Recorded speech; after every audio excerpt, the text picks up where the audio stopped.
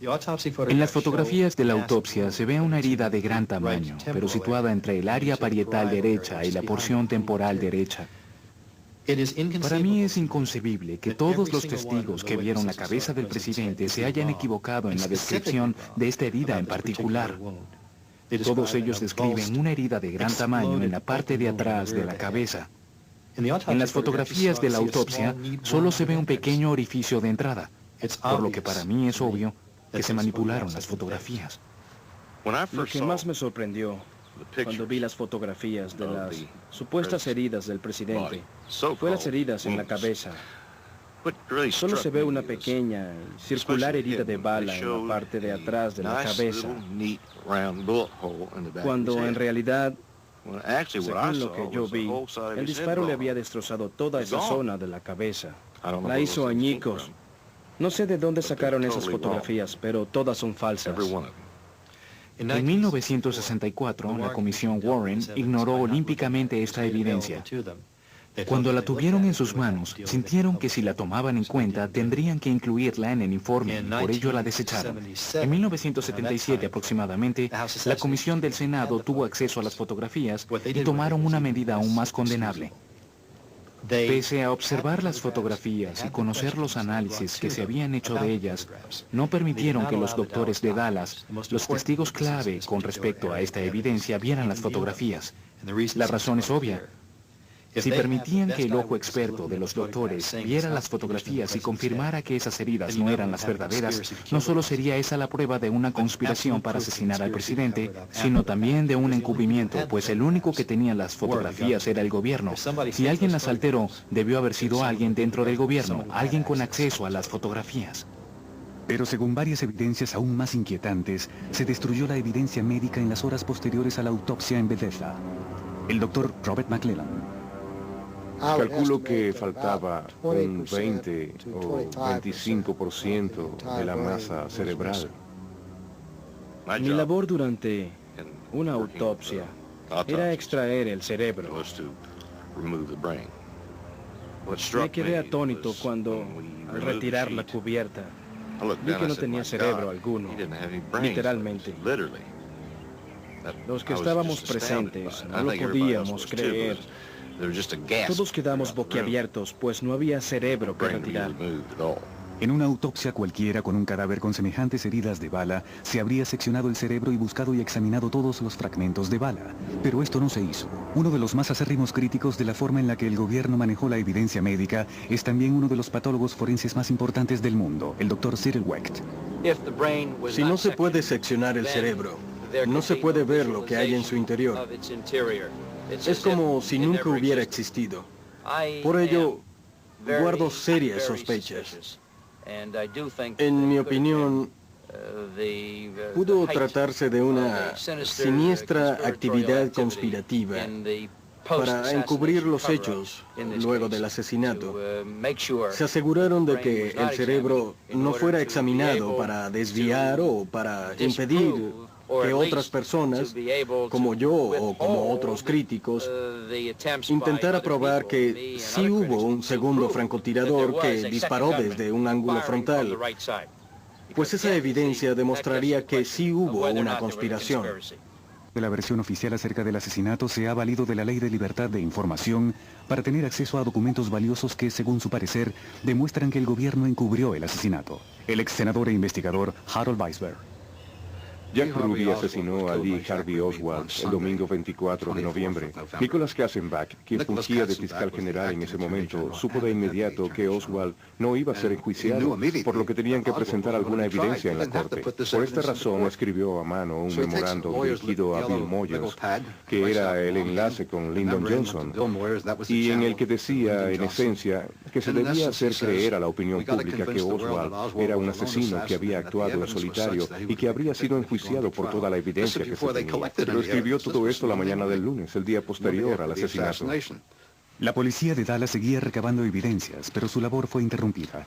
Tras la muerte de Oswald, el FBI confiscó de inmediato todas las evidencias materiales colectadas por la policía de Dallas para disgusto del jefe de policía Jesse Curry. Tengo en mis manos una solicitud. en la que se nos ordena entregar todas las evidencias obtenidas en la investigación del asesinato del presidente al FBI para ser llevadas a Washington. Le entregaremos toda la evidencia material al FBI. La orden provenía directamente del jefe del FBI, J. Edgar Hoover. Al presidente lo asesinaron a plena luz del día, en las calles de una ciudad, todo en las narices de la mejor agencia policial del mundo, que se suponía debía velar por la vida del presidente. Era absurdo que Hoover afirmara que no sabía nada y que no pudo haberlo evitado. Todo había sido obra de un loco solitario y no había forma de saberlo. Así que desde el comienzo, J. Edgar Hoover supo instantáneamente que Oswald era un loco que había actuado en solitario y esa fue desde entonces la versión oficial para todos. Uno puede tratar de entender al gobierno pensando que hicieron todo esto durante los primeros días posteriores al asesinato para no causar angustia en la población estadounidense y conservar el clima de tranquilidad en todo el país. ¿Se trataba acaso de una maniobra de Johnson o el comienzo de una revolución? La gente pudo haber pensado esas cosas de las autoridades en Washington. Con el pasar de los días, la gente se dio cuenta de que no era eso lo que ocurría y que todo había sido una gran mentira.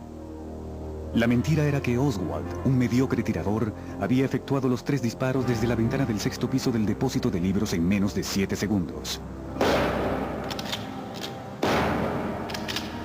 Ningún tirador experto ha igualado esa hazaña. La comisión Warren basó sus conclusiones en los informes iniciales del FBI, según los cuales 2 de los disparos hicieron blanco en Kennedy, uno en la espalda y otro en la cabeza, y el otro disparo hirió al gobernador Connally. Pero el testigo ocular James Stake desmintió estas conclusiones. Me encontraba parado en el extremo este del puente, en la acera entre las calles Main y Commerce. Escuché la primera detonación, que creí eran fuegos artificiales, y luego escuché otras 2 detonaciones. Me coloqué detrás de la pared y vi poco de lo que ocurrió, hasta que vi pasar delante de mí la limusina presidencial bajo el puente. En ese momento, el oficial Buddy Walters me dijo que tenía sangre en la mejilla. Me revisé y vi que eran unas gotas de sangre. Recordé entonces haber sentido un pinchazo durante el tiroteo. El oficial me preguntó dónde me encontraba y yo lo conduje hasta la acera, 12 metros más allá, donde descubrimos una marca en el borde de la acera. El FBI envió a varios agentes, cuyo informe indicó que no había marca alguna. Los barrenderos debieron haber borrado la marca, versión que muchos aceptaron. Pero la marca no estaba en la calle, sino en el borde de la acera. Así que, por supuesto, la comisión junto con el FBI enviaron a un experto fotográfico y a Robert Grimberlin, uno de los agentes en Dallas el día del asesinato. El FBI se dispuso a tomar las fotografías y así se dirigieron a un lugar donde había una marca, excepto que esta marca era un poco distinta. No era un agujero y tenía un color y una textura distinta. Algo que sé porque yo mismo examiné las fotografías en los archivos. Es más oscura y plana. En lugar de un agujero de bala, lo que se obtuvo fue una marca oscura y plana. Así que cortaron el trozo, lo llevaron a Washington y montaron toda esa farsa en la que recogían muestras y realizaban un análisis espectrográfico de una evidencia que ellos sabían falsa. No les importó en lo más mínimo pasar por alto una evidencia que podía proporcionar información clave. Asumieron que a nadie le iba a interesar esta marca si el presidente ya estaba muerto. Y por ello destruyeron el registro espectrográfico cuando se lo solicité. O al menos eso fue lo que me dijeron, y la corte lo reconoció así. No existía la marca. Quizás el FBI argumente como posible explicación absurda desde todo punto de vista que deseaba guardar espacio en sus archivos. Los archivos más grandes del mundo no tenían espacio para un trozo de piedra. La corte aceptó ese argumento. No querían una bala perdida, pues no encajaba con su versión. Mi testimonio probaba que había una bala perdida que pasó cerca de la limusina e hizo blanco en el borde de la acera donde me había parado. Ese hecho cambió las conclusiones de la comisión.